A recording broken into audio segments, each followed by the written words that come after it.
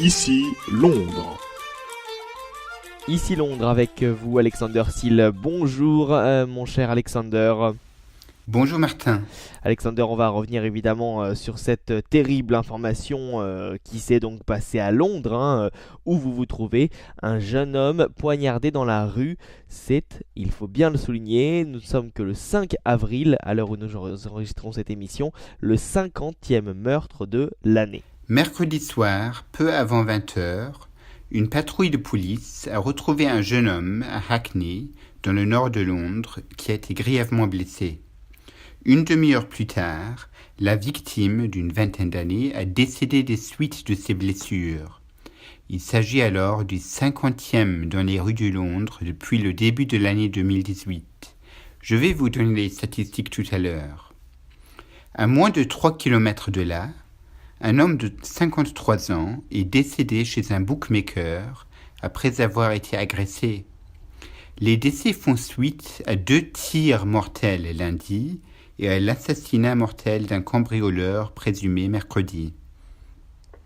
Mardi 3 avril, Aman Shakur a perdu la vie après avoir reçu une balle à bout portant devant le Walthamshire Leisure Centre, au nord de Londres aussi.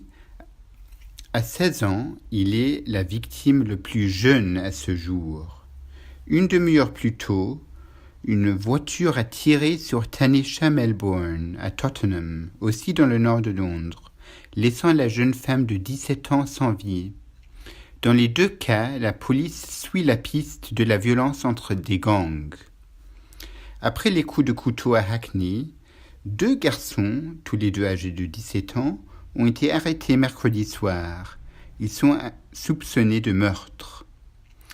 Le surintendant Sue Williams a déclaré que la Metropolitan Police travaillait dur pour prévenir de nouvelles violences et assurer la sécurité des gens. Sophie Linden, adjointe au maire de Londres pour la police et la criminalité, a déclaré que l'hôtel de ville donnait la priorité à la lutte contre cette violence. Nous ne prétendons pas qu'il n'y a pas de problème à Londres, mais nous allons nous en sortir, a-t-elle déclaré. Alors voici les statistiques. En février, par exemple, 15 personnes sont mortes à Londres, alors qu'à New York, 11 personnes ont été tuées. Mais il est important de souligner que la capitale britannique est la ville la plus sûre.